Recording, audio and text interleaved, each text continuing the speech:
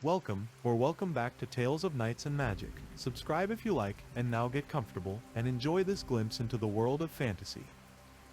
The dawn wind carried a sharp tang of ozone as Callan Arvoth stood before the gates of Embercrest, the once white limestone arch glowing faintly in the early sun. He felt the faint hum of magic thrumming beneath his skin, a steady pulse that matched the beating of his heart. Beyond the gates lay the arena of 5 circles, where every 10 years the wizard's duel was held, a ritual contest that pitted 2 of the realm's greatest magi against one another to affirm the balance of power and keep dark sorcery from spilling into the world. This year the duel would be fought between the legendary archmage Murad Vorin and a challenger unknown to most, Callan himself.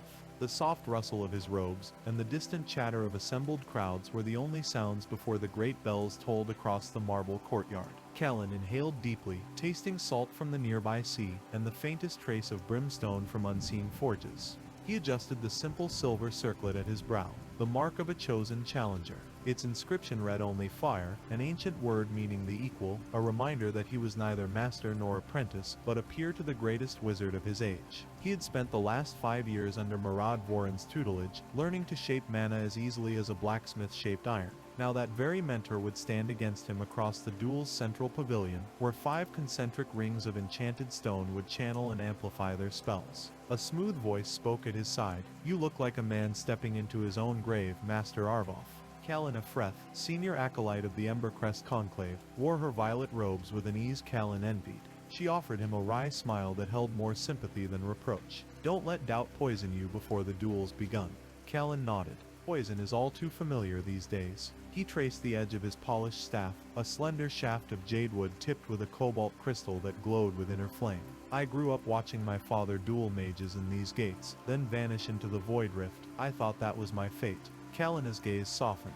"Your father was bound Archon, one of Embercrest's greatest, and his fate tied him to that rift. But you," she tapped his circlet, "your fate is written in this duel. Win, and you secure the future. Lose, and at least your debt to the realm will be honored." She placed a reassuring hand on his shoulder. "I believe you can do this." A horn sounded deep within the city's core, and distant drums began a solemn cadence. The gates opened inward, revealing a wide esplanade lined with banners bearing the sigil of the conclave, 5 interlocking rings of gold, silver, bronze, iron, and glass. The stone benches beyond were packed with nobles, scholars, and common folk drawn by the promise of magic.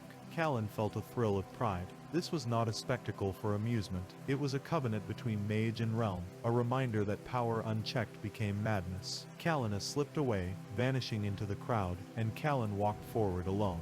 The midday sun cast elongated shadows across the white stone. He crossed the threshold into the first circle, its rim etched with glyphs that stirred to life under his feet. A soft light blossomed around him, the first of 5 wards that would steady his mind and channel his power. The crowd's murmurs hushed as he approached the second circle, an iron band that tested resolve. He gripped his staff, feeling the crystal throb like a heartbeat. In the third circle, the bronze ring of courage, he summoned a small orb of light above his palm, watching it burn a steady amber. In the fourth, the silver band of clarity, the orb shifted to pale white, revealing hidden patterns in the stone floor. Finally, in the 5th circle of glass, the orb cracked into 1,000 motes that drifted upward like fireflies before coalescing into a new brighter sphere at his staff's tip.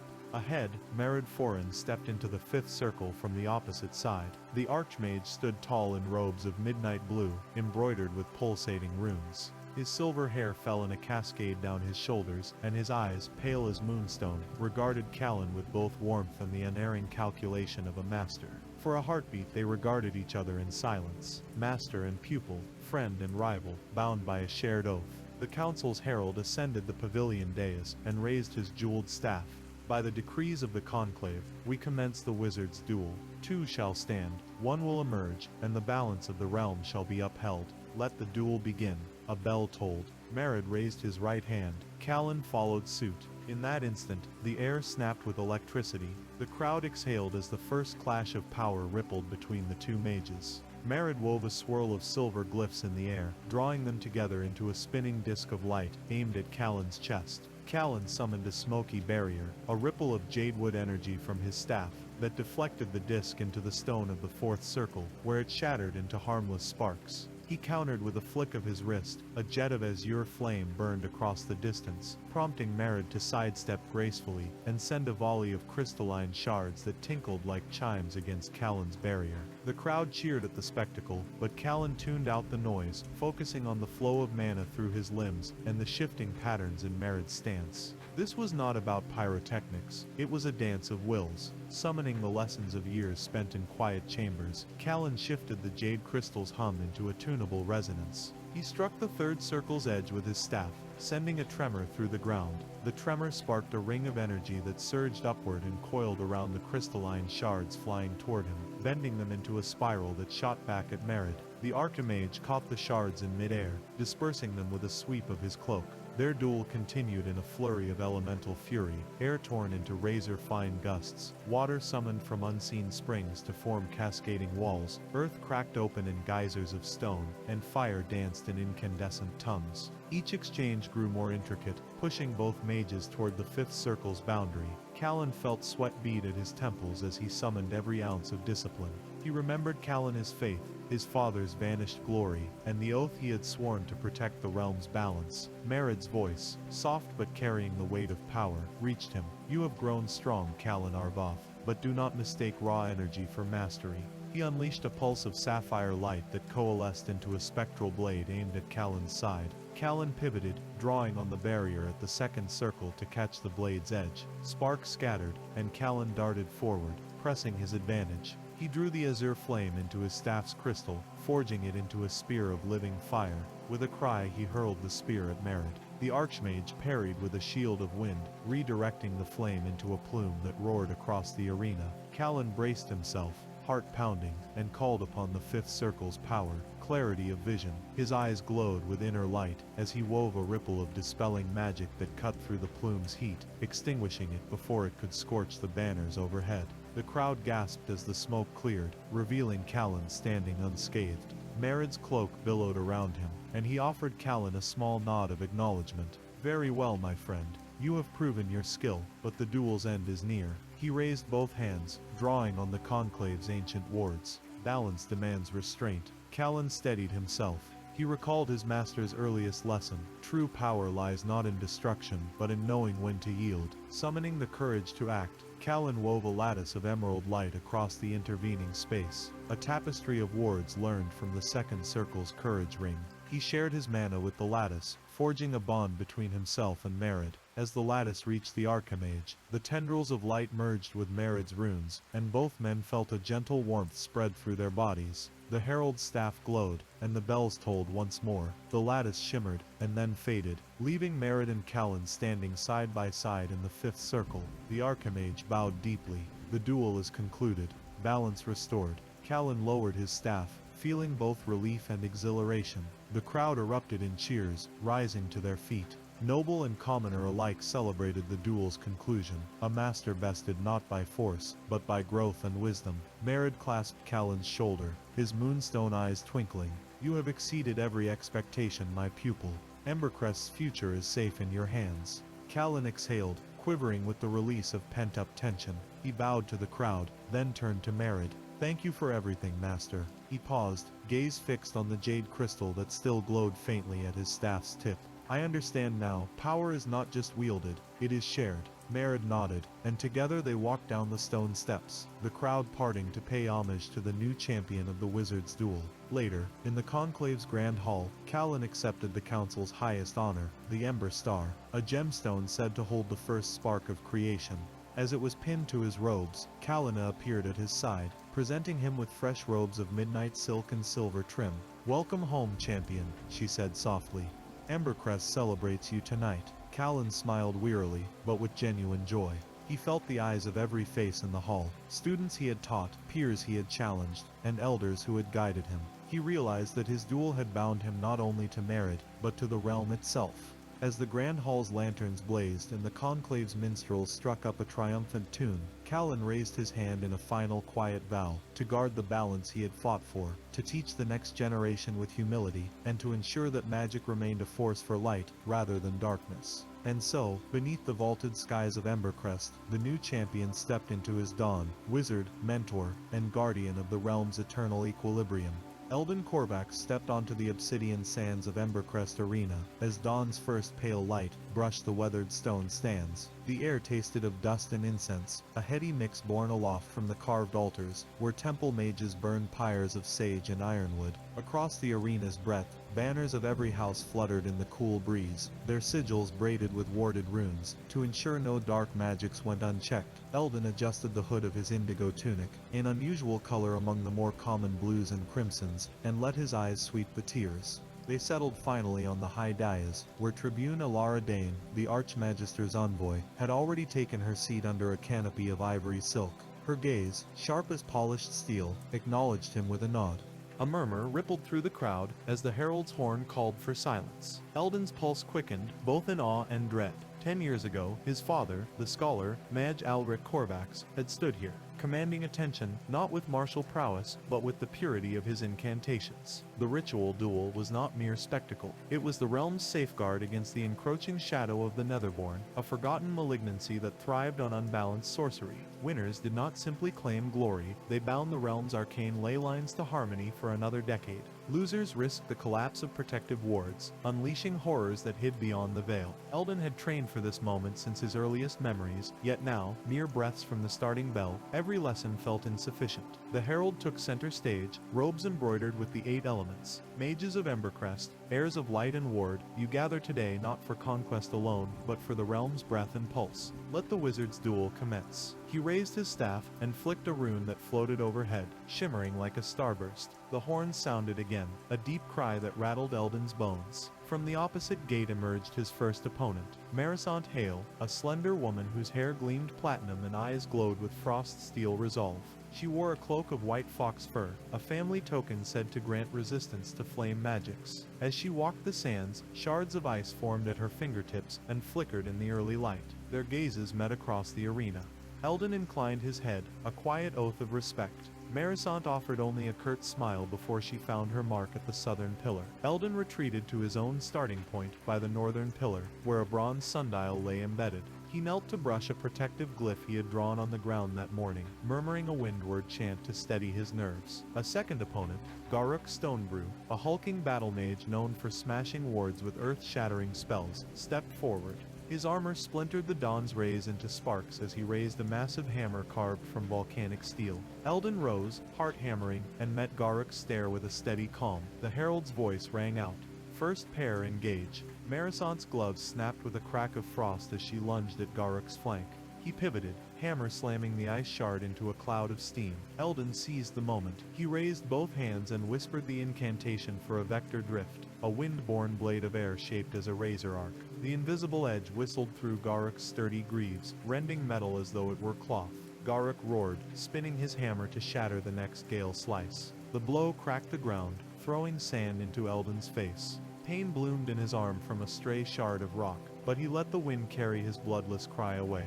He closed his eyes a heartbeat and summoned the next ward, a spiral of flame drawn from the bronze sundial at his feet. A pillar of ember light shot upward, rolling across the sands toward Marisant's center. She raised a wall of ice that met flame with a hiss, steam billowing like ghostly wings. Eldon watched as ice glowed violet in the blast, then cracked and collapsed. Marisant stumbled, frostbite creeping across her cloak's hem, and Garruk seized her shoulder, smashing a boulder of molten rock between them. Marisant cried out as the lava sank into her fox fur, evaporating in sparks. Eldon leapt, thrusting both palms forward in a binding rune of starlight. The molten shards stalled, cooled into glittering slag, and rained harmless fragments at Garruk's feet. Silence fell. The crowd held its breath until the herald's horn blared a sharp note. Both remain, he declared. Eldon swallowed, blood pounding in his ears. Garruk and Marisant backed away, retreating to their pillars, each tasting the other's resolve. Eldon's fingers trembled as he drew another glyph on the sand, his mother's silver ink linework steadying his heart. The second round began. Garruk hurled a surge of earthen pillars that cracked the arena floor like tidal waves. Eldon spun, caught a pillar's edge with a wind rift to swirl it safe, then pointed at Garruk's knees, planting a frost rune that sprouted ice vines. Garruk roared, pulling free as vines snapped like brittle bone. Eldon pivoted to face Marisant, whose cloak flickered with thawing frost. She launched shards of ice that sang like crystal. He held aloft a shield of molten bronze, willing his shield rune to flare in the hail. The ice shattered on impact, shards raining harmlessly. Back and forth they danced, fire against ice, earth against wind, starlight weaving between. Each mage pressed the edge of exhaustion, breaths ragged in the thin morning air. Even as Eldon conjured a midnight glaze barrier to mend his battered ward, he felt Marisant's eyes on him, respect, sorrow, and fierce determination entwined. Garrick, earth-scarred and blood-fierce, pounded a boulder that shattered beneath the midday sun. Then the final bell sounded, a hollow clang of silver. The herald's horn followed with a keening cry. Time. The sand settled. Marisant's panel of ice had cracked. Garrick's hammer arm quivered, and Eldon's indigo tunic was singed and sodden with salt sweat. They stood, 3 mages among many, breathing deep, eyes bright with hardened light. The herald intoned, advanced to the dais. Eldon, Marisant and Garrick climbed the arena's steps. Tribune Dane rose to meet them, her silk robes rustling like distant wings. You have survived the first trial, Calamity's crucible. 3 remain, return at Eve's shadow for the trial of wits. She stepped aside, revealing the west gate. Behind it lay the shifting mirror maze where illusions and memory itself would be the weapons. Dane's silver gaze lingered on Eldon. Choose your ally, she whispered, though the arena's hush carried her words across tears. Eldon blocked out the crowd's roar. He glanced at Marisant, frost-woven cloak tattered, face streaked with sweat and soot, and at Garrick, iron jaw set, earth dust embedded in scars. In that flash, he saw the weight each bore, Garrick's need to atone for past wreckage, Marisant's vow to master Flame's fury, and his own quest to bind his father's old wards anew. Alliance with either would shape the coming trials. He stepped forward toward Marisant and Garrick both. Marisant, your ice wards held the sun's heat. Garrick, your earth binds the world's wounds. We must stand together in the mirror maze, or each will fall alone. Marisant's lips quivered, Garrick's eyes narrowed in thought. After a heartbeat, they both bowed. Then we stand together, Marisant said, voice quiet but resolute. Garrick grunted in agreement. Eldon felt relief and apprehension as the 3 clasped briefly fist to fist, an oath born in sand, blood, and arcane light. The arena fell into midday hush, while the 3 returned to the high dais. Tribune Dane smiled, a sharp curve of blade and promise. So be it. For the trial of wits you will each choose a single spell from your opponent's repertoire. May your minds be as sharp as your sorcery. She gestured to a trio of pedestals. Each held a bound codex page etched with a competitor's signature spell. Eldon's heart stuttered. Choose between Wind's Rift, Starlight's Bind, Flame's Fury, Earth's Crush, Frost's Embrace, or risk being undone by that very power. Your time begins at sundown. Go, fortify your minds. With that she swept her robes and departed, leaving the 3 mages to descend into the city beyond the gates. Eldon exhaled, feeling the weight of knowledge's double edge. As the crowd poured out, he looked at Marisant. I know your Frostwell Codex, he said quietly. I'll master it so we can counter any illusion. Will you learn my Starlight Bind? She nodded, eyes bright with gratitude. He turned to Garrick. And you, will you wield my Gale Rending so we both know its weakness? Garrick's stoic face softened into a grim smile. And I'll teach you Earth Shatter, he offered. Eldon held out his hand. Garrick clasped it firmly. They had forged a pact of equal exchange, an alliance rooted not in power but in trust. As the sun dipped toward the western gate, Eldon returned to the north pillar. He knelt to retrieve a battered scroll from his satchel. Starlight Bind, inked in pale silver. He traced each glyph by lantern's glow, committing its cadence to memory. The wind outside rustled through olive trees atop the arena's rampart, and Eldon felt his father's presence in every flicker of arcane air. He would master his own spells anew, and learn those of his allies in order to unravel the mirror maze's deceptions. Night fell in hush and lantern light. The 3 mages reunited at the west gate, each bearing a codex page from the others. Tribune Dane appeared, staff glowing faintly.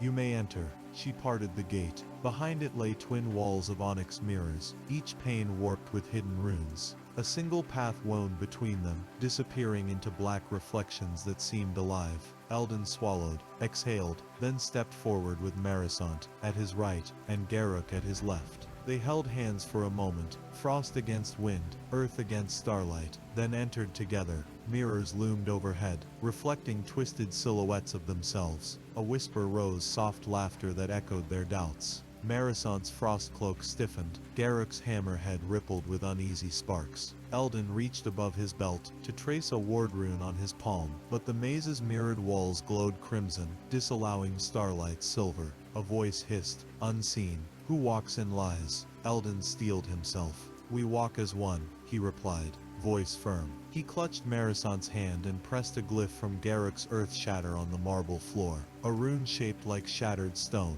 The mirror before them trembled and cracked, revealing a fragment of corridor beyond. They advanced in unison, spell in hand, trust as guide, each step fracturing another illusion until the maze's final wall fell away.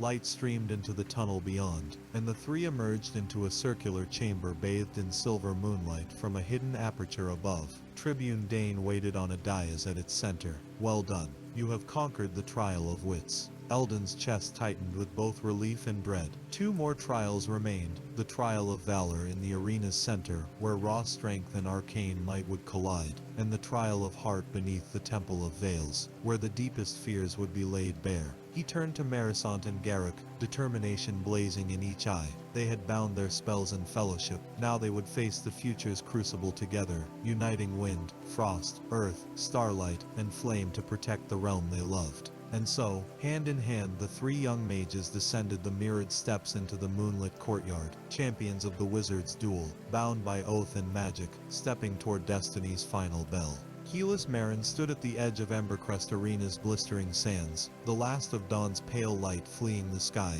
as lanterns flickered to life along the jagged marble walls. He inhaled the hot, spice-tainted air, and tasted a sharp tang of sweat and incense. This was the hour of reckoning, the wizard's duel, held once every decade under the gaze of the crescent moon, and he, humble scholar of the Arcanum Collegium, had been chosen to represent his order against the realm's most feared sorcerer, Malik Vorden. A hush fell over the assembled crowd, nobles in jeweled silks, common folk perched high on earthen terraces, and magisters draped in starlit robes. Torches blazed around the circular arena, their flames dancing in the morning breeze that blew in from the sea. At the center of the sands, two ivory pedestals bore polished orbs. One glowed with calm blue light for Callus, the other crackled with red fire for his opponent. Around them, runic sigils had been etched into the sand, wards against chaos, channels for raw mana, and circles of binding to hold back the worst of the unleashed power. Callus tightened his grip on the staff strapped to his back, a gnarled length of black oak tipped with a single pale crystal. He had crafted it himself over 3 years of study, infusing its core with moon silver and candle wisp essence to steady its link to mana. His auburn hair stuck to his forehead, and his robes of deep indigo felt impossibly heavy in the desert heat, but he forced himself to stand tall. He was not the realm's greatest mage, far from it, but the Collegium's master chancellor, Lara Esmene, had seen something in him, a spark of determination, a tempered intellect, and a fierce loyalty to the rules of magic. Those qualities had earned him this chance. A bell tolled once, deep, resonant, echoing through the amphitheater like the heartbeat of some ancient beast. The herald's voice rang out. Scholars and sorcerers, commoners and crowned, behold the wizard's duel. First, Callus Marin of the Arcanum Collegium. A spotlight swung to Callus's pedestal, and the orb of blue light flared to life in anticipation. He offered a curt nod to the crowd, heart pounding so hard he feared they could hear it. Then the bell tolled twice, and his opponent, Malik Vorden, Archmage of the Ember Guild. At that, a ripple of gasps ran through the audience. Malik Vorden was a legend and a terror. His robes were embroidered with flickering runes of flame, and the orb atop his pedestal flared with blazing crimson light. Callus swallowed, remembering his training. No fear, no hesitation, only focus. The third toll, let the duel commence. The torches blazed higher, and the runes in the sand haloed with iridescent power. On Malik's side, the air shimmered with heat, and small embers drifted upward. With a single flourish of his staff, a black rod capped with a ruby that glowed like a heart of magma, he summoned a sphere of fire that hovered above his hand, crackling with raw energy. He smirked across the sands at Callus, as if daring him to imagine a reckoning. Callus drew his breath slowly, recalling Master Esmene's counsel, "Control the contest's pace, Callus. You have not Malik's brute power, but you possess a steady will and cunning skill. Use the arcane channels you know best. Let him tire himself on grand spectacle." With that in mind, Callus raised his staff and traced a circle in the air, drawing in a swirl of pale blue light. He whispered the opening invocation. By moonlit tide and scholar's mind, let structure bind and chaos find. A pillar of cool blue energy sprang from the ground at his feet, forming a dome of shimmering ward light in front of him. The fireball Malik hurled cracked against it, exploding in a tempest of sparks that rained harmlessly into the sand outside the dome. A roar of approval rose from the crowd. Malik scowled, flames flickering around his fingers. With a roar that echoed the sorcerer's name whispered in taverns and lecture halls alike, he unleashed a torrent of fire, streaming across the sands in a blazing arc designed to shatter any ward. But Callus held firm, the dome's runic wards glowing brighter as they soaked up the assault. He gripped his staff tighter, feeling the crystalline core thrumming with mana. Slowly, he channeled some of the storm's energy into the staff, and with a wordless gesture, redirected the fireball back at Malik. The redirected sphere collapsed to half its length, buffeted by the red sorcerer's own spells, but it struck home against his staff, sending sparks flying and tearing at his flame robe. Malik staggered, surprised, and Callus seized the moment. He stepped forward, staff held before him like a blade. Drawing on his knowledge of binding magic, he wove a lattice of pale light into the air, carving runes with his fingertip as he advanced. Chains of order, bind his flame, curse the strike, not the mage. By rule and right, I hold you fast. Your power spent, replaced at last. A tangle of glowing threads shot from Callus's fingers, ensnaring Malik's staff and forcing its flames to gutter. With a roar of frustration, Malik slashed his hand through the binding, unleashing another wave of fire that ripped holes through Callus's ward. The dome cracked, and Callus stumbled backward, chest heaving with shock and exertion. He tasted ash on his tongue. This was no mere practice duel. This was a battle for mastery. Even through the haze of heat and adrenaline, Callus noticed the crowd leaning forward, breath held in awe. The scholars muttered excitedly, "He's matching the Archmage." The nobles exchanged anxious glances. Is the rule fair? Should a novice stand against Vordain? But the herald called out the time. 1/4 elapsed. The duel would last only 9 more minutes. 3 rounds of 3 before the final bell would decide the victor by spellcraft, not just by strike. Gritting his teeth, Callus grounded himself. He allowed his eyes to blur, focusing not on the fire's dance, but on the staff's crystalline core. He recalled Master Esmene's lessons on mana economy. Use only what is needed. Let the opponent burn through excess power. Callus drew a single deep breath through his nostrils, and let the breath carry thought. Find the pattern, the ebb and flow. He closed his left hand and let his fingers tingle with arcane pressure. At the same time, he whispered another invocation. Silent thread and weaver's art, sever fire's unruly heart, bind and guide with careful hand. Master orders soft command. A slender filament of pale light arced from his staff, slicing through Malik's flames and wrapping around his hand. It hissed as it tightened, draining heat and extinguishing the fire spirit he'd invoked. Malik hissed, pain flickering across his face as he dropped the flame sphere. Callus let the binding release, touch of ice cooling the sand beneath Malik's robes. The crowd erupted into cheers. Malik took a step back, eyes narrowing in fury. He raised his hand again, fingertips glowing with molten red power, and Callus raised his staff to meet him, ward runes blazing in tandem. The seconds stretched as each summoned a mightier spell. Malik's conjured firewalls and lightning lances, Callus's wards and redirections, each duelist weaving spells with reckless precision. But the contest was as much of wills as of power. Callus felt his knees tremble beneath the strain of holding ward after ward. Sweat stung his eyes, robes clung to his skin, and every muscle begged for release. Malik, too, showed signs of fatigue, sweat-slicked brow, ragged breath, and the occasional lapse in precision that revealed the seams of his wardcraft. Sensing his moment, Callus seized the initiative. He closed his eyes momentarily, not in surrender, but in focus. He recited a silent verse that combined every lesson he'd learned these past 7 years. Let logic stand where chaos reigned. Let structure bind what flame unchained. By scholar's mind and sage's heart, I claim this duel, oath to art. He flung his staff into the air. It spun in a pale arc, tip aloft as though on invisible rails. He then summoned a surge of mana and extended both arms, weaving complex glyphs in concentric circles above him. The staff, guided by his will, traced the outer ring of wards, each stroke lighting runes in the air. The pattern glowed with sudden brilliance, forming a wheel of pale light that hummed with latent power. The staff fell into his hand, as the wheel flashed, and in that instant, a pulse of arcane order radiated outward.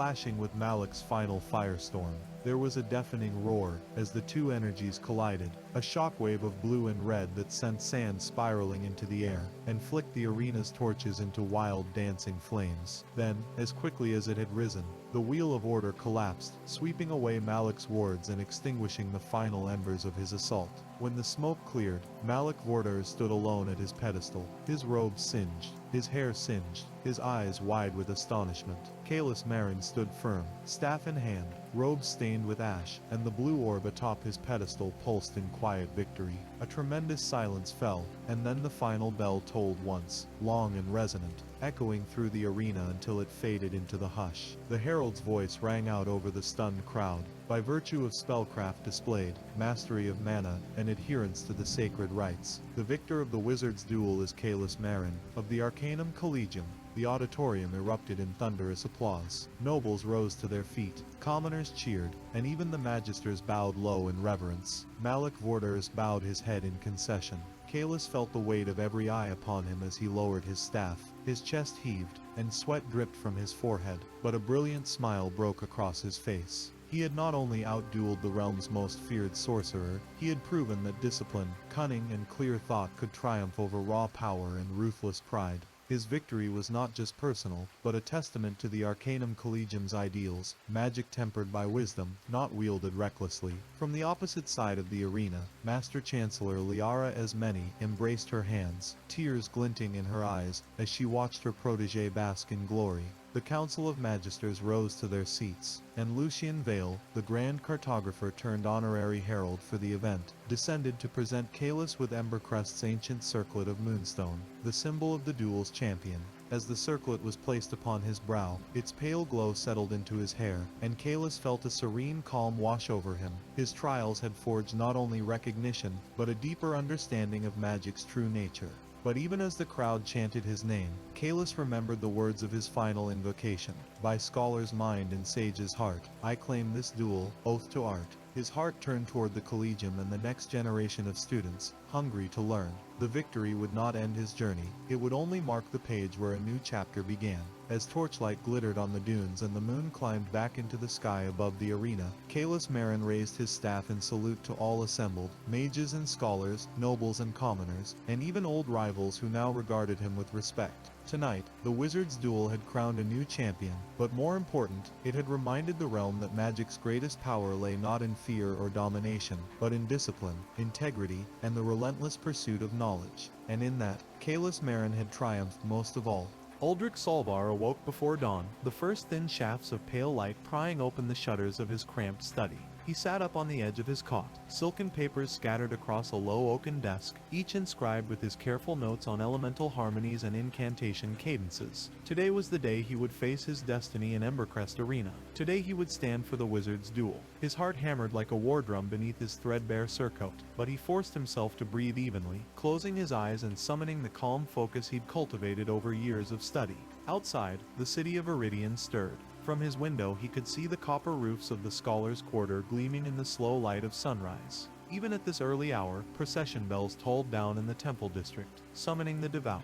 The streets would soon fill with spectators, merchants hawking enchantments, and noble families in sumptuous finery. Uldric slid from his cot and crossed the stone floor to his wardrobe, running a hand over the faded crest stitched into his sleeve. 3 silver waves bound by a ring of golden runes, the mark of Solvar House. Modest, to be sure, his family had once held greater sway in the realm, but now they eked out a living as petitioners to the Council of Mages, drafting scrolls and copying treatises for a pittance. He donned a tunic of deep indigo, its sleeves edged with simple silver braid. Over that he draped the cloak gifted to him by Master Lethean, head librarian of the Astral Archives, fine black wool lined with midnight blue silk, embroidered on the collar with the symbol of the twin moons. As he clasped it at his throat, Uldric felt the weight of both expectation and possibility settle on his shoulders. He reached for his staff, carved from the heartwood of Glimmerpine, and capped with a single crystal prism. The prism caught the first slant of sunlight, and refracted it into dancing motes of prismatic light that trailed down the polished shaft like arcane dust. Below in the courtyard beyond his chambers, his mentor awaited. Abelian Phryne, once a duelist in his own right, now served as the crown's examiner for the duel. When Aldrich opened the door, he found the older mage pacing on worn flagstones, his gray-white beard trailing silver in the morning glow. Abelian's eyes, pale as sea-born pearls, regarded Aldrich both critically and with that rare spark of pride.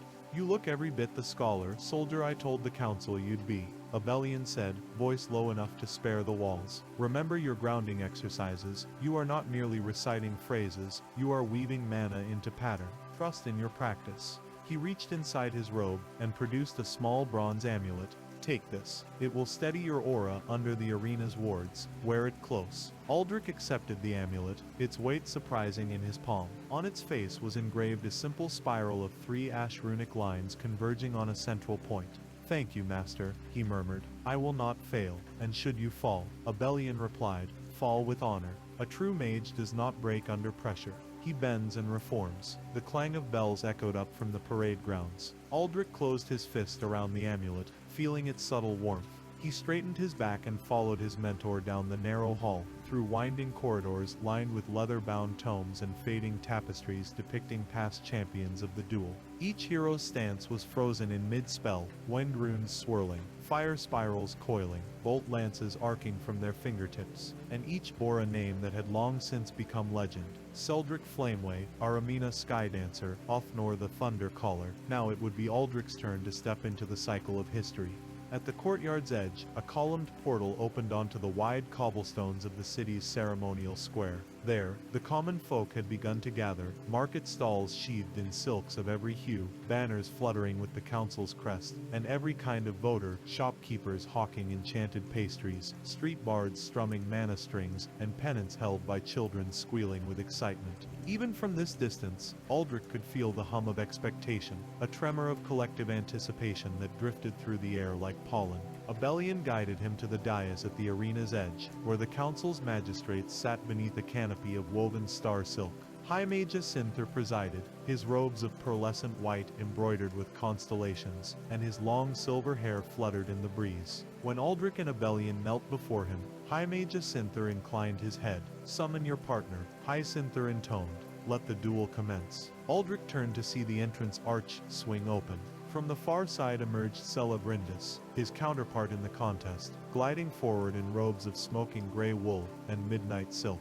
Her staff, tipped with a carved onyx eye, moved like a conductor's baton. Sela's face was set in calm concentration, her raven black hair bound behind her head in a tight braid, and her eyes glimmered with something fierce and unflinching. They took their places on facing pedestals, 12 paces apart, with the flood-lit circle of etched runes between them. The ground beneath was carved with the sigil of the duel, concentric rings of binding glyphs that would both protect the audience and shape the battlefield. Aldrich felt the amulet's warmth intensify, a silent promise of shield wards to counteract the arena's draining wards. High Mage Jacinthar raised his hand. "By council decree, so long as the twin moons wax and wane, so long shall the wizard's duel stand as the barrier between our realm and the encroaching shades. May wisdom guide your words, and may honor guide your blades. Begin." Aldrich's heart was a humming lattice of excitement and terror. He raised his staff with both hands and whispered the first invocation. "Air Air, send your winged grace." The crystal prism atop his staff caught the sun's last rays and glowed with a pale blue light that unfurled across the arena, sweeping sparks of wind that stirred the banner streamers. Opposite him, Sela traced a circle with her onyx-eye staff. "Terath Noel, Earth, lend your silent strength." With her words, the cobbles beneath her shifted, rising in a low wall of writhing stone that crested at her waist. The ground hummed under Aldrich's boots, the circle's wards struggling to hold the stone barrier at bay.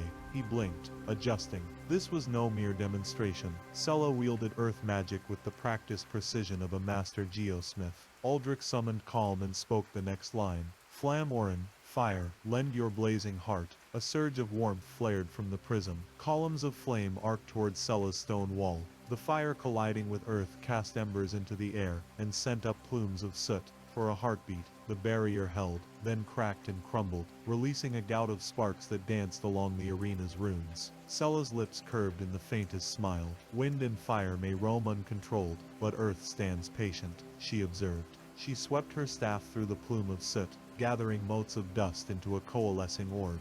And water tempers all, she added. With a sudden movement, she loosed the orb toward Aldrich. The sphere burst in a gout of steaming droplets that hissed upon contact with wood and cloth. Aldrich staggered back, staff raised. He forced his breath into measured rhythms. Water. He had not prepared for water. Yet his mind raced to recall the bindings he'd practiced in twilight hours. Hydrus Sal, water. Lend your flowing grace. He whispered the verse, and the arena's wards flared in response, weaving a barrier that shed the drenching spray like rain off a leaf. The hush in the stands grew so thick, Aldrich could hear his own heartbeat echo in his ears. Now it was his turn to push forward. He planted the staff in the circle's outer ring and summoned raw mana to his core, eliciting a low hum from the prism. Luxus pecked. Light, lend your guiding spark. A shaft of blinding white gold light stabbed toward Sulla's barrier, fracturing the lingering spray and scorching a neat arc in the stone floor. Sulla raised both arms to shield her eyes, but the light sharpened along the arena's carved runes, activating pulses of protective magic that repelled the blaze. Aldrich felt sweat bead at his brow. He had matched her earth with fire and water with light, but what next? The fifth element, the classical quintessence he had studied, aether, spirit, the one he understood only in theory. He closed his eyes and recalled the final verse inscribed in his margin notes. Aether is vox, spirit, lend your binding voice. He spoke aloud, feeling the resonance hum along his spine. The prism's light dimmed and coalesced into a soft violet mist that curled over the arena floor, seeking Sulla's form like a sentient fog. She blinked against it, voice cutting through the haze. Thought you'd forgotten me. Her staff swept low, sending a ripple of earthen shards that cleaved through the mist. Aldrich gasped and deflected a surge of stone fragmentations with a sudden pulse of light, sending both arcane energies crashing into each other in a dazzling detonation of sparks and pebbles. The audience rose to their feet, gasps and cries rising to thunderous clamor, but Aldrich heard only the roar in his own ears. He staggered back, staff quivering in his grip, violet mist dissipating around him. Shankai's Lila stood firm on her pedestal, ache swirling, staff held diagonally across her chest. Her gaze was sharp as a hawk's, and Aldrich felt a surge of respect mingled with fear. High Mage, Ison Thur's voice rang out. Cease. Both mages lowered their staves. The carved runes around the arena flared in white light, signifying that the cycle of clash and counterclash had ended for this round. Aldrich let out a breath he hadn't known he'd been holding. He realized he was trembling, and not merely from exertion. The spirit invocation had cost him more than raw energy. It had bared his soul, asking him to stand naked before the realm's greatest watchers. Sella's onyx tipped, staff dipped in acknowledgement. Well matched. Aldrich Solvar, she said, voice carrying across the hush. Few wield spirits so early. He groped for words. Aldrich incredible. He forced a smile. Shankai, Sent Thur descended the dais, his robes flowing. Round one concludes, and in truth, both of you have shown skill worthy of memory. Rest now, for the next session begins at twilight, when the council will test your resolve under moonlight wards. He gestured for them to leave the field. Return when summoned. Aldrich stepped aside with Sella and Abelian falling into step behind him. As they walked down the ramp, murmurs rippled through the crowd. Approval, admiration, debate over who had claimed the moral high ground in the clash of elements. Aldrich felt his knees weaken. And Sella caught his arm lightly. Ed for the shade, she murmured. Council's beverages await. Aldrich let her wine. Your choice.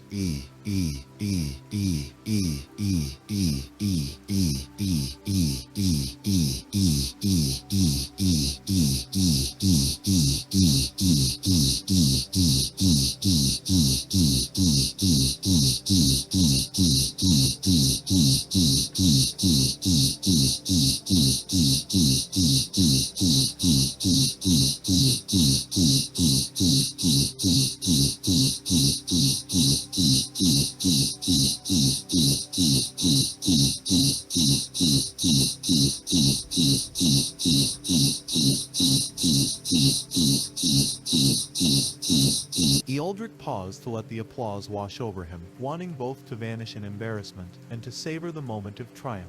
A dozen hands reached out to pat his shoulder, from anxious sponsors, awed scholars, even tears glistening on a child's cheeks. Aldrich offered quick bows, unable to hold their eyes for more than a second. Sella led him to a pair of waiting attendants bearing silver platters of spiced wine and cool herbal tea. Aldrich accepted a goblet of crushed mint tea, the steam rising in fragrant swirls. He sipped it gratefully, letting the flavor calm his nerves. Sella accepted a crystal goblet of crimson wine and raised it in salute. "To the duel," she said. "May it sharpen us, not break us." Aldrich clinked his mug against her goblet. "To the duel," he echoed, then sipped again. The cool mint trickled down his throat and steadied his breath. Abelian joined them, eyes flicking to the audience beyond the railing. "You performed admirably," he said, "but your greatest challenge still awaits. Tonight's ward will strip away your elemental bindings and test your pure technique. You will duel in darkness, guided only by spirit sense." Aldrich stiffened. Darkness. The very thought made his heart flutter. He swallowed the last of his tea. I understand." Sella's lips curved in a half-smile. "A trial of trust," she said. "Trust in yourself and in spirit. I'll see you at twilight." And with that, she drifted back toward the row of dais where the nobility and counselors presided. The day dragged on in a haze of preparation. Aldrich returned to his chambers, an austere suite of stone and polished wood, where Abelian oversaw his ritual of renewal, a cleansing bath steeped in moon petals, a change into fresh robes trimmed in silver, and the reinsertion of the ward amulet at his breast. Every movement felt mechanical until he closed his eyes and centered his breathing, recalling the spirit invocation's cadence, the hum of violet mist, the feel of magic in his veins. He repeated the verse until it echoed in his mind. "Aetheris vox spirit, lend your binding voice." At last, the hour arrived. Aldrich stepped onto the battlements high above the arena, escorted by 2 ward keepers who bore lanterns swathed in moon ward cloth. The sky was clear, the twin moons a pale arc above the city. Torchlights glowed in the stands below like distant stars. The buzz of conversation died as the lights dimmed, and a hush fell, broken only by the distant echo of bells. Isenther's voice sounded from the pavilion. "Contestants, proceed." Aldrich and Sella descended twin staircases carved from white marble. Their paths converged in the center of the arena, which now was stripped of elemental bindings. No wind brushes, no earthen walls, no flame barriers. The circle lay bare, its runes glowing softly in the lantern light. They faced each other with only staves in hand, eyes locked. Aldrich's heart hammered, but he grounded himself in the verse, feeling the amulet's warmth. The crowd quieted, even the torches seemed to dim in anticipation. "Duel," Isenther intoned. Silence reigned for a heartbeat, then Aldrich's voice rang out. "Aetheris Tarot, spirit, guide my hand." Sella answered. "Aetheris Luke, spirit, lend me sight." They both stepped forward, staff lightly in front, ready to clash not with spectacle, but with precision. Aldrich feinted left, testing Sella's guard. She responded, spin guarding with a crisp arc of her staff. He pivoted, striking low in a swift jab aimed at her legs. She leapt over it, countering with a sweep of her shaft that he barely blocked. Sparks of arcane friction crackled as staff met staff. Again and again they moved. Sidestep, parry, riposte, all in near silence, except for the scraping of staff on stone, and the soft sigh of the crowd. Aldrich felt every muscle burning, every drop of sweat trickling down his spine. He tapped into memory, Abelian's drills, the high notes of voice and breath, the way spirit wards glowed when he found his center. Sella pressed forward with a series of precise strikes that forced him back. He stumbled, balanced on the edge of a rune ring, and she lunged, her staff aimed at his heart. Aldrich closed his eyes and breathed deep, reciting the spirit verse silently. He envisioned the verse like a shield in his mind, then stepped off the rune's edge and whirled his staff in a low arc, catching her at the wrist. The collision sent a jolt through Aldrich's arm, but he held firm and twisted, bringing Sella's staff down in a controlled disarm that left her weapon clattering to the ground. The crowd gasped, a single note of astonishment that echoed like a clarion call. Sella stared at him, eyes wide with surprise and grudging respect. She stepped back, lifted her palm, and her own spirit ward glowed faintly across her fingers. She called out one last phrase, Aetheris Fin, spirit seal this trial. A soft wave of violet-tinged light rippled through the arena, and the ward rune rings flared in answer, signaling end of the trial. Silence gave way to thunderous applause. Aldrich lowered his staff, chest heaving, vision blurred. Sella knelt and reclaimed her staff with a bow to him. Aldrich bowed in return, heart thrumming with exhaustion and exhilaration. High Mage Isenther descended once more. Aldrich Solvar, he proclaimed, you have proven more than prowess in elements. You have demonstrated mastery of spirit itself.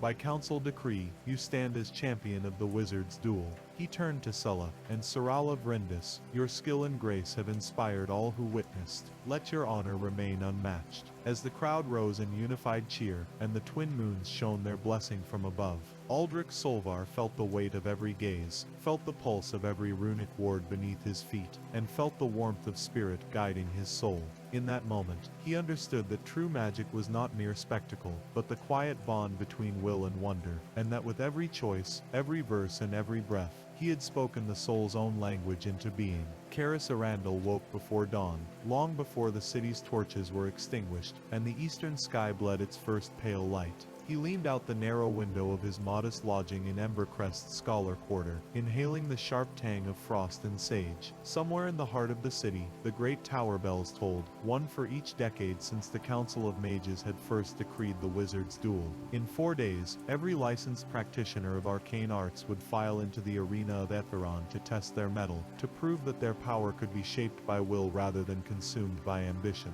Karis pressed his hand to the cool stone sill, tracing the jagged rune carved there by his mentor long ago. Wielded with purpose, the rune seemed to whisper in the wind. He closed his eyes and let memory carry him back to the Ember Spire, the vaulted hall of burning braziers, the hush before every trial, and the stern face of Archmage Solithrax as he proclaimed the duel's true purpose, to safeguard the realm against the lure of dark ascendants. He dressed in simple traveling robes of ash-gray wool, layered beneath a deep green surcoat bearing the emblem of his house, a single starburst cradled by a pair of soaring wings. The emblem had once adorned his father's banner, before a stray spell had cost his life and the house's favor. Now the starburst rested on Karis's breast, a reminder that every flame must find its guiding light, or fade to embers. He tied back his dark hair with a leather thong, revealing the faint silver streak at his temple, a mark of a spent enchantment that nearly claimed his sight in infancy. That scar had made him a curiosity among his peers, and later a pariah in more conservative academies. Yet its glow, however faint, had taught him the value of balance. Power untempered was weapon and curse in equal measure.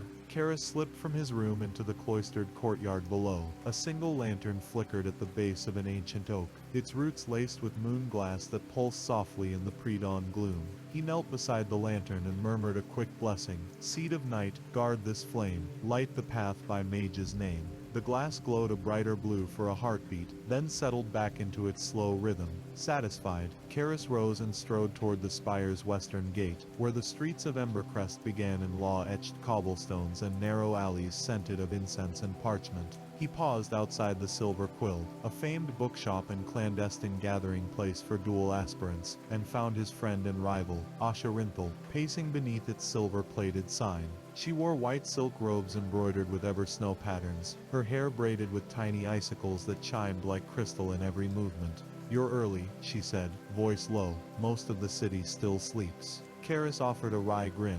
"I wanted time to think, and to practice." He unfolded his satchel to reveal a narrow scroll case and a small leather cylinder, his personal grimoire and a phial of stardust tincture, ingredients for the invocation he had labored on each night since his arrival.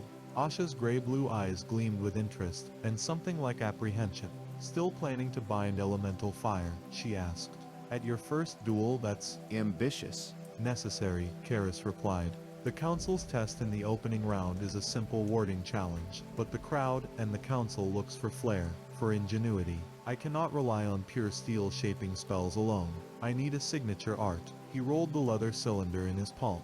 "Tonight, under the full gaze of Luna's twin, I finalized the spell of Emberheart." Asha nodded, tucking a strand of hair behind her ear. "I'll wait for word," she said. "May your embers burn brightest." Then she slipped away, pale footsteps fading into the sleeping quarter. Karis watched her go, admiration and something deeper stirring in his chest, an echo of loyalty that had once lain dormant beneath youthful doubt. He could not afford distractions, but neither could he ignore that shared history. His heart tightened as he turned toward the open road leading to the Ember Spire, where the duel's first summons would soon be posted. The journey to the spire took him past the city's Grand Plaza, where statues of past champions bore witness to each duel's legacy, etched likenesses of mages who had risen and fallen beneath the arena's unyielding light. Karis paused before the furthest statue, Archmage Solithrax himself, hand outstretched as though beckoning each successor onward. Beyond, the gleaming white tower loomed against morning's pale rose, spires catching the sun's first rays like crystalline daggers. Inside the spire's lower courtyard, aspirants clustered around notice boards where gilded scrolls awaited the council's seal. Murmurs swelled as wands tapped parchment, and robes rustled with excitement and dread. Karis approached the board, throat dry. He slid his fingers beneath the vellum flap beneath the opening round heading, May Aspiring Mage Karis Arandel. He held his breath until his eyes read the final word, be summoned to Embercrest Arena at tomorrow's eve. Relief flooded him so intensely his knees threatened to buckle. Tomorrow evening, the moment for Emberheart casting was set. He had until dusk to master that final nuance. A ripple of applause rose from the crowd as other names appeared, Asha's among them, and several faces he recognized from lecture halls and market square debates. Some smiled at him, some nodded curtly, all bearing the same unspoken acknowledgement: the duel had begun. Karis exhaled and let the tension drain from his shoulders. He bowed his head, tracing a silent vow to honor his father's memory, to shape flame with purpose, and to emerge from the arena unbroken by shadows. He returned to his lodging as the sun rose higher, seeking solitude in a dim chamber lined with old tomes and ash-gray tapestries. There, in the hush before the festival's fanfare, he unrolled his spell scroll, lit the tallow lamp of focus, and prepared his station for final preparations. He unstoppered the stardust tincture, its contents glittering like galaxies frozen in glass. Karis sprinkled a fine dusting into a brass censer, igniting it with a spark rune etched into the lamp's wick. Thin plumes of stardust smoke curled upward, saturating the room with a heady scent of ozone and possibility. He closed his eyes and centered himself, breath even, pulse steady. With a practiced motion, he circled the lamp 3 times clockwise, then 3 times counterclockwise. He intoned the spell of Emberheart, from stars fall and embers glow, bind in heart where courage flows, let heat be harnessed, tempered, tamed, a living flame by will proclaimed. The censer flared, flames dancing in brilliant orange and silver, as Karis pressed his hands over the lamp to shape the fire's essence. Wisps of star smoke intertwined with the candle's flame, each curl of smoke a living strand of prismatic light. Karis drew the flame inward, his mind guiding every pulse, until the lamp's fire settled into a steady sapphire core. He opened his eyelids to find the lamp's flame contained within a spiral of living rune lines hovering above the wick.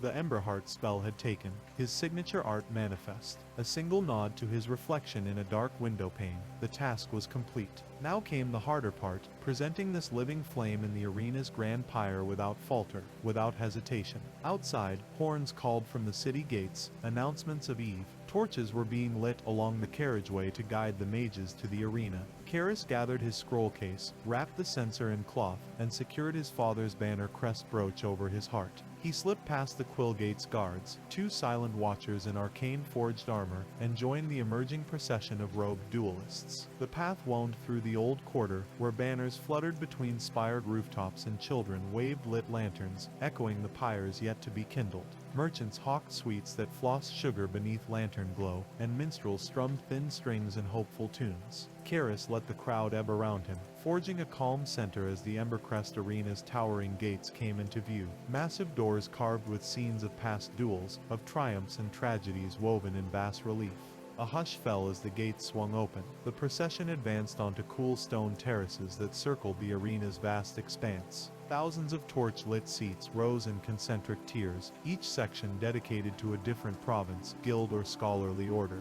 In the center lay the duel field, a ring of white marble plinths and engraved runic glyphs glinting in torchlight. The air thrummed with anticipation and magic. Every lecture learned, every hour of study, every cautious experiment had led to this moment. Karis stepped onto the field, feeling the tingle of countless eyes upon him, some friendly, some envious, many cold and appraising. He met Asha's gaze across the field. She offered a quick salute, eyes bright with encouragement. He nodded in return. The crowd's murmur rose as the Archmage's herald strode into the center, raising a silver-edged staff aloft. Honored mages, the herald's voice rang, steady against the hush. By decree of the Council of Embercrest, the wizard's duel opening round is set. The first trial is the warding of the eternal beacon. Each shall face the flame sentinel in turn, casting shields of protection around the living fire. At a gesture from the herald, torches along the plinths ignited in spirals of rising sparks. The flame sentinel, a robed figure with a crown of living fire, raised arms to the sky. Then a single wall of flame rose at the sentinel's back,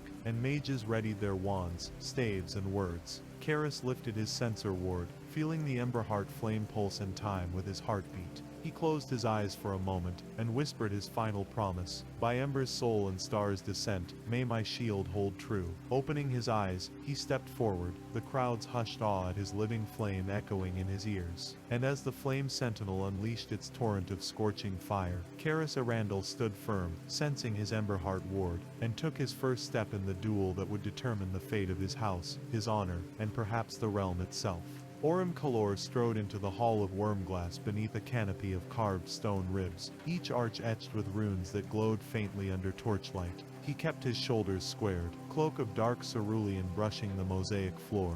At 19 winters, he had never drawn a sword in anger, nor uttered a spell beyond the Academy's halls. Yet here he stood, summoned by the Crown Magistrate to face the realm's greatest wizard. The air was thick with incense burnt over centuries, and the gathered courtiers watched in hushed awe as Orym approached the dais. Before him rose the Ember Crest Arena's twin pillars, wrought from black basalt and ringed with silver filigree. Between them hovered a glowing tether of raw mana, the duel's beacon, that would bind his fate to the Archwizard's inescapable challenge. Orym's heart pounded like the forge hammers back home in Keldar's hold, where he had first learned to shape iron and fire. He recalled Master Lurien's words as she guided his hand through the Academy's initiation. Magic is not a weapon to be hurled, but a vow to be kept. He bowed his head, fingers brushing the rune-etched hilt of his mage blade, a thin sword of folded steel tempered in dragon's breath. Though the blade's edge gleamed faintly blue, its greatest power lay in the rune channel that would carry his spellwork into flesh and bone. He had spent weeks forging and tempering it himself, weaving in copper veins to channel shock runes for defense. Now he prayed those runes would hold true. The dais trembled as the crowned magistrate, robed in midnight silk shot with starlight embroidery, descended the curved stair of obsidian. Light flickered across her silver hair, bound in a coil of blood ruby clasps. Orym Kalor of Keldar's hold, she intoned, voice clear as a harbor master's horn across the bay. By royal decree and ancient covenant, you are the realm's champion, called to stand against Archwizard Merethes Vero in the duel of Wormglass. Fail, and dark magic shall reign unchallenged. Succeed, and you shall bind the sorceress tides for another decade. The beacon pulsed, its glow rippling like living water at her words. Behind the magistrate, Merethes Vero emerged from the shadows, a figure draped in scales of ash and embers that seemed to breathe. His robes billowed despite the still air, and every step left smoldering footprints on the polished floor. He regarded Orym with cold amusement, one hand resting on a staff crowned with a swirling crystal of starlight and shadow. A smith's apprentice to face a master of the arcane, the Archwizard drawled. Few remember your name by dawn, and fewer yet by dusk. But we shall see if your mortal will can stand before eternal power. He flicked his staff, and a wisp of dark flame scuttled down the dais like a spider. The courtiers gasped, and the torches guttered as though afraid. Orym exhaled and drew his mage blade. The copper veins glowed a dull amber as the rune channel hummed beneath his gauntlet. He remembered the dozen evenings spent under Master Lurien's vigilant eye, drawing glyphs of warding in the air, igniting sparks of radiant force, binding glass shards into chainmail of light. He had studied every incantation of the duel's codex, learning the rite of 3 phases: ward, strike, and seal. He recited the first phase beneath his breath. By iron's heart and star's bright seam, shield stand firm 'gainst midnight's dream. A ring of pale light radiated from his blade, forming a shield arc that rippled with every heartbeat. Merethes chuckled and lifted his hand. The dark flame arced forward in a swift curve, crackling with necrotic energy. Orym braced his ward arc and met the flame's impact. Sparks and embers sprayed outward, and the runes along the shield arc glowed bright before dimming to ash gray. The hall of wormglass, the arena itself shifted beneath them as if alive. Walls of living basalt shuddered, glowing runes traced new patterns along the pillars. The beacon's runic tether flared, binding Orym to Merethes in a pulse of pure mana. They had but 3 phases to resolve the duel: ward against the first assault, strike in the second, and seal the outcome in the third. Should Orym fail at any phase, the duel would end in Merethes's favor, and dark sorcery would be unchecked for another cycle. Phase 1 ward had begun. Merethes reshaped the dark flame into tendrils that lashed like whips. Orym countered with the ward arc's humming barrier, each strike sounding a thunderclap in his mind. Sparks rained down, the shield arc cracked under pressure, silvering around one edge before holding firm. Orym tightened his grip, stepping forward to absorb the final lash. The tendrils recoiled, the first phase closed with a crash that rattled the basalt columns. Phase 2, Strike dawned with a hush. Orym lunged, mage blade singing as he channeled a shock rune through its edge. He had practiced this moment in the smithy's courtyard, swinging against iron armors and straw dummies drenched in lamp oil. He had learned to time the spark just as the blade touched flesh, but here facing the archwizard, his blade would strike not flesh, but warded aura. He invoked the second phase, by steel's swift arc, and ember's flare, strike true and break the tyrant's snare. The blade blazed with a pulse of radiant force, stored in the copper veins like a drawn bow. He thrust forward, the runic glow extending from tip to hilt in a pillar of light. Merethes raised his staff, a barrier of swirling shadow formed in front of him. The clash of light and dark sent ripples through the arena, and courtiers gasped as the shockwave tore at their robes. Orym forced his strike through the barrier. For a heartbeat, darkness and light warred at the blade's point. Then the shadow collapsed into motes of void dust. A crack appeared in the archwizard's ward, tiny but glowing, a wound in Merethes' aura. Phase 3, Seal ripped across Orym's mind like a clarion call. He drew back and invoked the final verse. By iron's bond and wizard's breath, seal this duel with life or death. The beacon's tether pulsed in resonance. The glowing runes along the pillars flared to life. Orym's mage blade hummed, its runes echoing the tether's chant. Merethes staggered as the wound widened. His staff pulsed with desperate power, veins of shadow crackling across its crystal. He roared as he struck the dais with its butt, fracturing basalt. But the binding ritual pressed on. The duel's three phases converged in a crescendo of clashing force, light and dark, steel and shadow. Then with a blinding flare, the tether snapped, and Merethes' barrier shattered like glass. The crystal atop Merethes' staff cracked, and the archwizard crashed to one knee. His robes lost their ember glow. His staff hissed as black motes drifted into the air. Orym's blade lowered, the runic glow fading. The courtiers erupted in cheers, and a stunned silence fell as Merethes raised his hand. The wound in his aura sealed itself, leaving only a faint black line. He looked at Orym with pride tinged by grudging respect. You have done what none dreamed. You bested the tide of darkness. He bowed his head, relinquishing the duel's claim. Rise, champion of Embercrest. Orym exhaled, legs weak as molten iron. He sheathed his blade and knelt before the tether's broken echo. The pillars steadied, runes ebbing to subtle glow. The hall of wormglass receded into stillness. The crown magistrate descended once more, her ruby clasps gleaming. She placed a palm atop his shoulder. You have bound the sorceress tides. Young Kalor, she said, using his full title. The realm owes you its thanks. May your oath hold as steadfast as your steel. She turned to Merethes. Archwizard Vero, the duel is concluded. Your counsel is requested in the high chamber. Merethes nodded and rose, robes drifting like embers. Orym staggered to his feet as courtiers and guards filed past, bowing and offering praise. The archwizard rested a hand on his shoulder, its weight either benediction or admonishment. Remember, Merethes whispered with a slight smile, the greatest magic lies not in victory alone, but in what you do with the power you earn. He clapped Orym's shoulder and turned away. Outside the arena, dawn's true light poured into Embercrest's marble streets. Orym walked through cheering crowds, the mage blade at his side and the duel's beacon's echo in his mind. He felt the weight of every eye upon him. Farmers, merchants, scholars and knights who had witnessed his stand. When he reached the Grand Plaza, he knelt before the statue of the first archwizard, hands pressed to cold bronze. He whispered the vow he had sworn upon the mage blade's hilt. By iron's bond and wizard's oath, I guard this realm from shadow's growth. The runes on his blade glowed one last time in answer. Above the sun climbed, lighting Embercrest's towers in gold. Orym rose and sheathed his blade, chest swelling with resolve.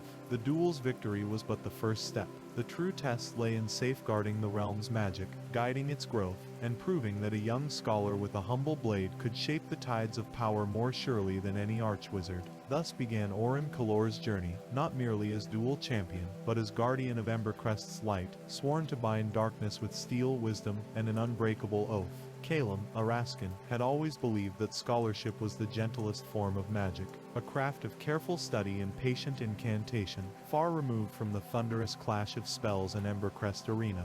Born to a modest family of silt workers on the banks of the Silverflow River, he learned early that words held power, and that the runic patterns carved into ancient tomes could shape reality if one only knew how to read them. His fingers were calloused not from sword hilt, but from turning pages, from tracing glyphs with charcoal and quill, from studying the pale blue glow of living script that pulsed faintly in the margins of the archive's oldest volumes. It was a world apart from the vaulted chambers of the Golden Council and the pyre-lit arenas where thunderbolts and flame walls tore at the sky. Yet when the herald of the Eclipse Court rode into Galther's gate bearing the royal edict, summoning all mages of promise to Embercrest for the decennial duel, Calum felt that a single moment of destiny could uproot a lifetime of quiet scholarship. He arrived on the eve of the summons festival, the cobblestone streets thrumming with anticipation and the smoky tang of fireworks. Lanterns lined the gateways in rainbow arcs, and minstrels swept through the crowds, their flutes singing of past champions and the quaking of the earth beneath storm-wrought feet. Apprentices hawked warded candles that smoldered in ash-red spirals, alchemists offered distillations of phoenix-tier wine, and war mages, their armor flared with runic blaze, exchanged knowing nods as they tested hand-forged staves for tomorrow's contest. Calum stood at the edge of the throng, quill and codex strapped to his satchel, wondering how he, mere scholar, had earned the council's attention. The summons had named him the unlikely champion, a phrase that seemed to echo in his mind with both promise and foreboding. The next morning dawned pale and brittle, as though the sky itself held its breath. At the gates of Embercrest Arena, a host of contenders gathered, veteran spell knights with plate armor etched in solar verse, flame mages with ruby-tipped wands, abjurers whose shields of light flickered at every greeting. The arch-wizard Azaric Voran stood on the dais, robes trailing like smoke, his staff crowned with a shard of midnight crystal that caught the sun and splintered it into starlight. No one spoke to him unbidden, for his power was proverbially vast, and his temper as mercurial as veins of living quartz. When he surveyed the assembled throng, his pale eyes flicked over Calum as though noting an insect on parchment, and Calum felt a shiver run through him that had nothing to do with the morning chill. He straightened his shoulders, adjusting the satchel at his hip, and reminded himself that scholarship demanded courage as well as study. If spells were words, then he had studied more words than any other candidate, and perhaps that would be enough. The ceremonial trumpet blared, and the crowd fell silent. The herald intoned the ancient litany, by binding of blood,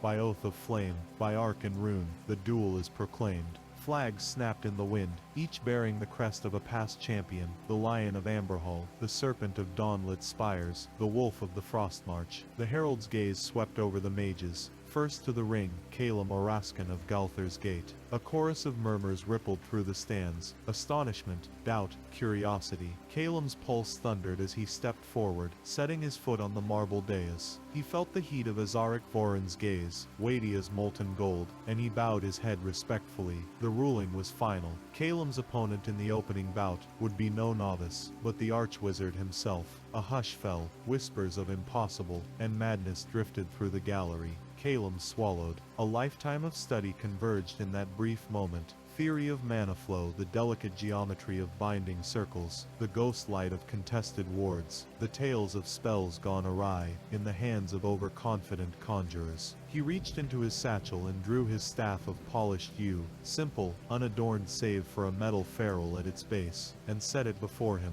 as though it were an extension of his own arm. Then he lifted his head to meet Azaric Voran's eyes. In that moment, there was no audience, no trumpets, no swirling dust of expectancy, only the vast expanse of possibility that lay between knowledge and application. The archwizard spoke. Scholar, his voice was low. You have studied the old texts. You know the theory of spells that can shatter walls and summon storms. Show me now whether your ink-soaked mind can manifest power in steel and flame. He raised his staff, and the air shivered with raw mana. A single rune glowed at its tip, fracture glyph, the rune of unmaking. Without pause, Azaric cast. A jet of crackling energy leapt toward Calum, its shape fractal and hungry, ready to tear stone as easily as flesh. The world slowed as Calum brought his staff up in a practiced arc, tracing a binding circle in the air. 3 swift strokes of yew against the gust, 3 whispered syllables of ward and weave. The fracture blade of mana collided with the ward in a thunderous hiss, scattering like sparks at a smith's forge. Calum staggered as the ward snapped shut, wind hot in his face, but he held fast, his staff a bulwark wrought from study and trembling faith. Gasps rose from the stands. The fracture glyph flared again on Azaric's staff. Again he called, and this time Calum met the second assault by cleaving the wave of raw magic into harmless prisms of light, each refracted by the ward's geometry. The air smelled of ozone and parchment smoke. Heart pounding, Calum realized that theory could protect him, but only if he believed in it, only if he trusted the patterns woven into his mind by years of devotion to the arcane arts. Azaric's rune flared once more, but this time in the moment before the strike.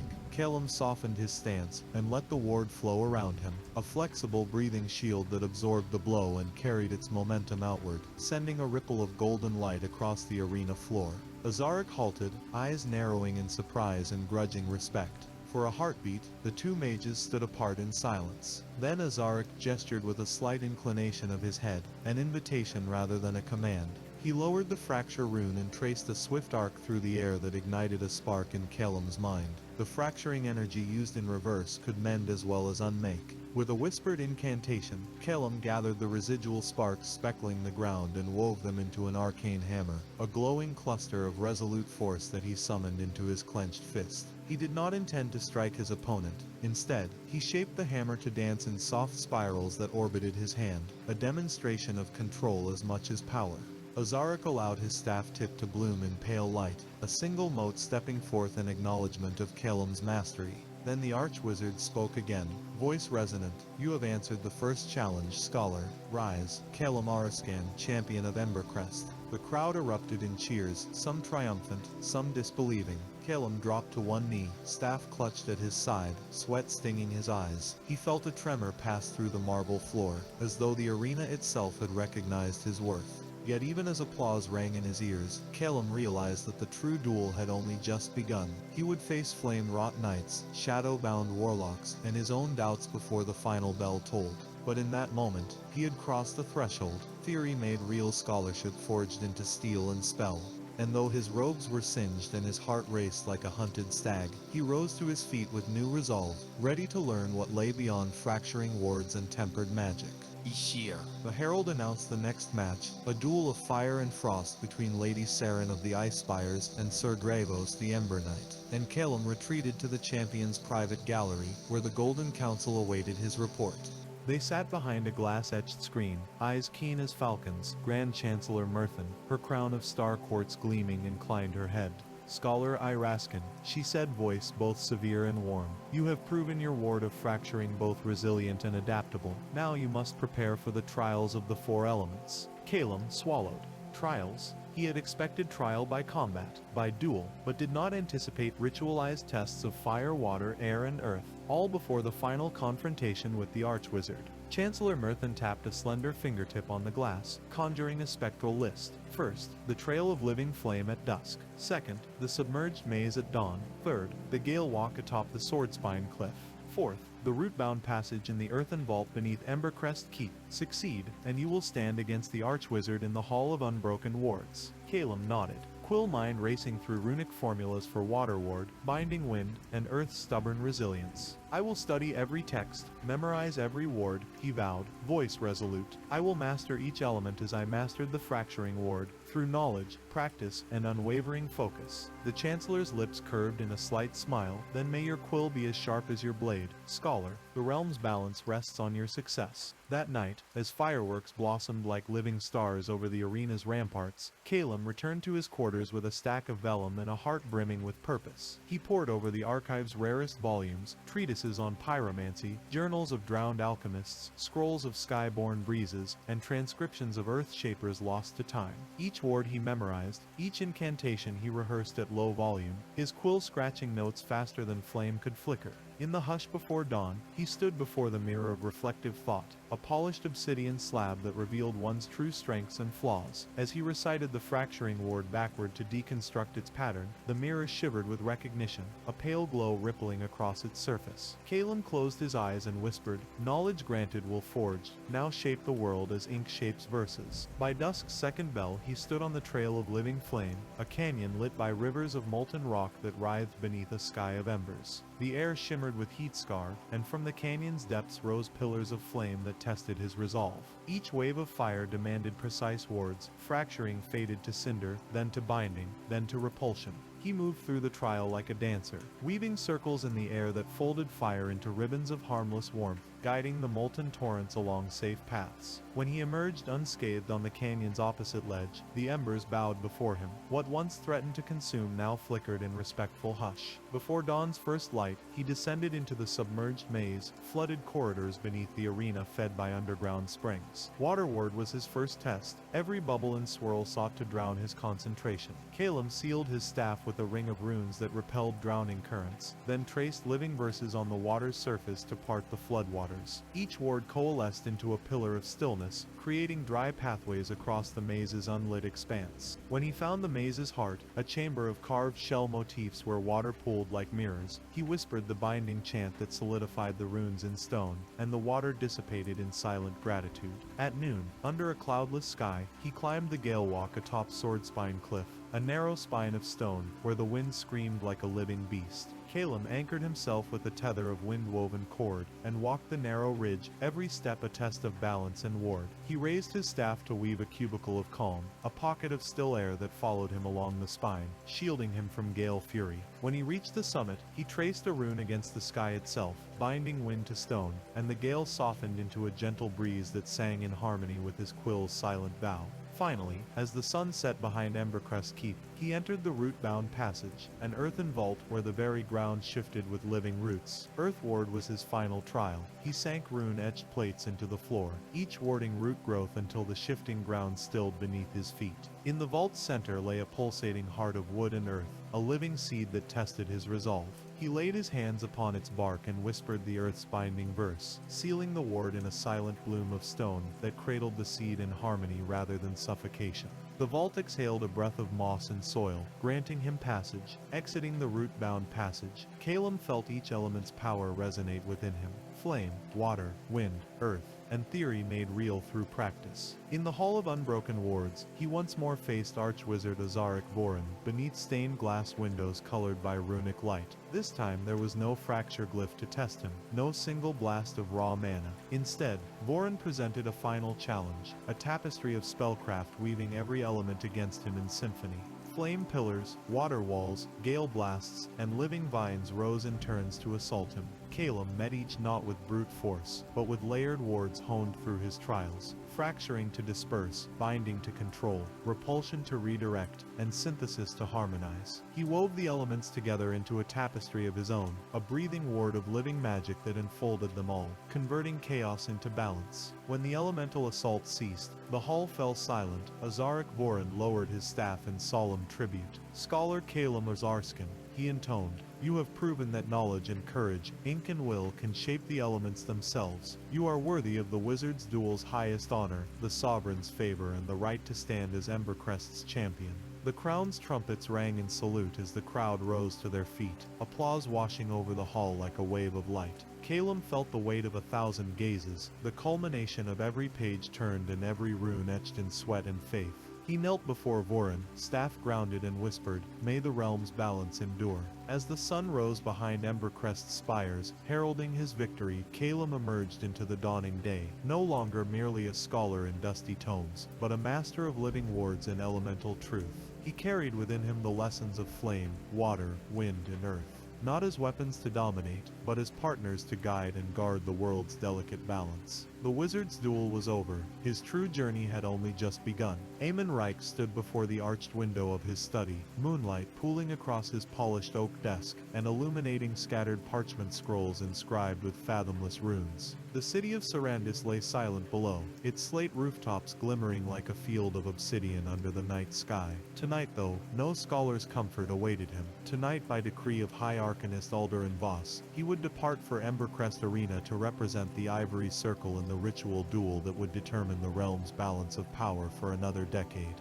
His heart pounded, not with fear of defeat, but with the weight of responsibility, for every duel altered the currents of magic across the land, and every misstep could unleash horrors best left sleeping. He closed his eyes, inhaled a steadying breath scented with lavender and sandalwood, then swept back his dark hair and gathered his cloak. Outside his study door, his apprentice Mara waited, wide-eyed. "Master Reichs," she murmured, voice trembling with awe and sorrow, "the moonstone talisman you entrusted me to guard is secure. May its light guide you true." She held out a small teardrop-shaped gem that glowed faintly with silver light. Eamon accepted it, pressing it to his chest beneath his cloak. "Thank you, Mara," he said quietly. "Your loyalty steadies me more than any spell. Guard the circle's lore while I am gone." She inclined her head, pale curls brushing her shoulders, and closed the door with trembling hands. He stepped into the corridor of Arcanist Hill, the hallway lined with statues of great mages frozen in stone, each one carved with intricate runes that whispered their achievements to passing students. He passed the Hall of Constellations, spherical lenses mapping the heavens overhead, then descended to the courtyard where the Ivory Circle's carriage waited, a white four-horsed coach etched with silver sigils that pulsed in anticipation.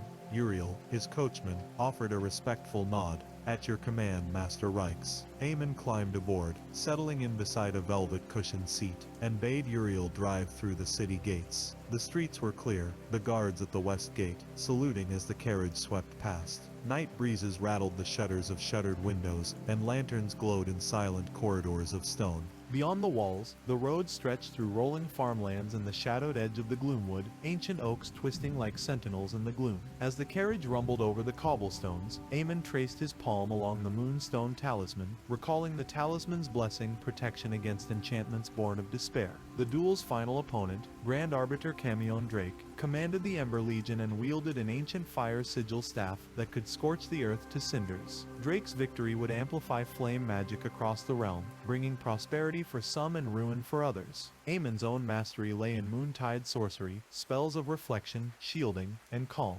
He knew that in the arena, the interplay of flame and moonlight would be a dance of extremes, and his success would hinge on cunning and discipline rather than raw power. The carriage emerged from the tree line onto a broad plain where Embercrest Arena crowned a low hill, its walls glowing like smoldering embers in the night. Torches flanked the arched entrance, and banners of each circle fluttered in the breeze. Ivory silk and obsidian drape, the crimson and gold of the Ember Legion, the deep sapphire of the Tempest Order, and the jade green of the Verdant Conclave created a tapestry of anticipation. The carriage halted before the judges' pavilion, a grand marble hall carved with scenes of past duels, knights astride spectral steeds, mages weaving stellar runes, creatures of shadow and light locked in legendary conflict. Uriel helped Eamon down, and he climbed the pavilion's broad steps, talisman warm at his heart. Inside, the judges, 7 archwizards garbed in robes of shifting starlight, waited around a circular dais. High Arcanist Voss rose, silver hair gleaming like frost. His voice carried across the marbled hall. "Master Reichs, champion of the Ivory Circle, you stand before us on the eve of the decennial duel. By your hand must the realm's balance be renewed. Your opponent, Grand Arbiter Camion Drake, waits at dawn. May wisdom guide your craft, and may your pledge ring true." Eamon knelt, bowed his head, and pressed his talisman into Voss's outstretched palm. "I accept the mantle and the burden," he intoned. Voss returned the talisman, fastening it around Eamon's neck. "Arise, protector of Moontide," Voss declared. The judges raised their wands in salute, a cascade of crystalline light sealing Eamon's oath. Night deepened as Eamon was led to the Ivory Circle's lodging, a wing of the pavilion stacked with straw beds and lanterns hung by silver chains. Soon, companions arrived. Selwyn Alden, a veteran duel strategist, Isolde Wren, a conjurer of illusions, and Captain Mara Aluin, sworn to defend the Chosen. They gathered around a low table strewn with scrolls and ink. "We have studied Drake's patterns," Selwyn said, voice grave. "He favors firestorms unleashing from his staff's tip. then seals with scorching runes. You must counter with lunar wards that reflect or diffuse his flame. Isolde produced a vial of opalescent dust. Cast this at the staff's core. It will blind the sigil long enough for you to strike. Mara cracked her knuckles. I will stand at your flank. If he lunges, I intercept. Aemon nodded. Thank you all. Rest well. Tomorrow we face more than a duel. We face the realm's future. They dispersed, leaving him alone with moonlit shadows dancing on stone. He closed his eyes, whispered a tide chant, and drifted into uneasy sleep. Dawn arrived in a swirl of silver mist that parted as torches ignited along the arena's ramparts. Crowds filled the stands, merchants in silk finery, knights in polished armor, scholars in robes of every hue. The air thrummed with anticipation, each breath scented with incense and the tang of metal. At the arena's center, a circle of rune-etched stones glowed faintly. A single dais rose at its edge. Grand Arbiter Drake stood upon it, staff crackling with embers of living flame, cloak of molten scarlet draped across his broad shoulders. His gaze swept the crowd, then found Aemon ascending the opposite ramp. A hush fell. Aemon stepped onto the sand, moonstone talisman beating against his chest, silver pale robes flowing around his ankles. He raised his hand in salute to the judges, then to Drake. Grand Arbiter, he intoned, voice clear, may our duel be worthy of the realm's hope. Drake inclined his head, staff flaring as he replied, Champion of Moontide, let your craft be tested by flame, let the duel begin. The judges raised their wands overhead, whispering the opening incantation that sealed the arena's wards. No master could intervene, no bystander's wish could sway the outcome. Drake raised his staff first. Flame spiraled upward, coalescing into a phoenix-shaped inferno that roared around him. Aemon drew a slender blade etched with lunar runes, his father's hunting dagger enchanted for warding. He whispered the tide chant, and a dome of silvery light blossomed around him, deflecting the phoenix's talons into harmless sparks. The crowd gasped as the flames crashed against his shield and dissipated like embers snuffed. Aemon advanced swiftly, moonlight tracing his path. He thrust his blade into the sand, drawing a white poured rune. By lunar tide, disperse his fire. The rune shimmered, sending ripples through the sand that blossomed into dancing lotus blooms of pale light. The blooms drifted toward Drake, who swung his staff in counter rhythm, scattering them with arcs of scorching flame. Each collision sizzled like acid on steel, but Aemon's wards held. Drake hurled a volley of blazing shards that exploded around Aemon in showers of embers. Aemon vaulted backward, chanting a reflection spell that turned embers into harmless motes swirling in the air like fireflies. He glanced at Isolde, who triggered her illusion. Spectral copies of Aemon flickered in every direction, confusing Drake. Drake roared, lashing out with fire stream, and the phoenix reformed above him. Aemon charged under the illusion, planting a small globe of opalescent dust at the staff's base. The globe cracked, releasing a blinding burst that silenced the phoenix's cry and dimmed the staff's ember glow. Seizing his moment, Aemon dashed beneath the smoke, sweeping the lunar blade in a flourish that cleaved the staff's lower haft. Drake staggered as molten flames sputtered from the fracture, scattering sparks across the stone dais. He snarled, summoning a pillar of inferno beneath Aemon's feet. Aemon leapt aside, chanting a shield of tide that absorbed the heat and sent ripples across his robes, a shimmering veil that danced with reflected light. Rage flickered in Drake's eyes as he raised both hands, two phoenix spirits swirling at his fingertips. He thrust them forward, each a blast of living flame that carved trenches in the sand. Aemon steadied himself, recalling every practice session, each ward, each counter. He pressed his talisman to his lips, and whispered the Moonmother's grace. Luna's grace and silver tide, guide my blade and shield my stride. From ember's wrath and fire's breath, bend each spark from life to death. A torrent of pale light surged from Aemon's hands, meeting the phoenix bursts in midair. The forces collided in a silent explosion of after-images, each fire spirit frozen, then shattered into living fragments that drifted harmlessly to the ground. Drake reeled, unsteady. Aemon advanced with the lunar blade gleaming. With a decisive strike, he severed the staff's tip, extinguishing the last ember spirit in a plume of smoke. Silence reigned. The crowd held its collective breath. Drake's cloak smoldered, ember flecks drifting across the dais. He looked at Aemon, recognition and fury warring in his expression. Finally he bowed his head in respect. Aemon lowered his blade and knelt before the judges, placing the broken staff at their feet. The judges conferred briefly, then Arcanist Voss stepped forward. Champion Rex, he proclaimed. Voice carrying across the arena, by mastery of Moontide and steadfast heart, you have vanquished Flame's fury.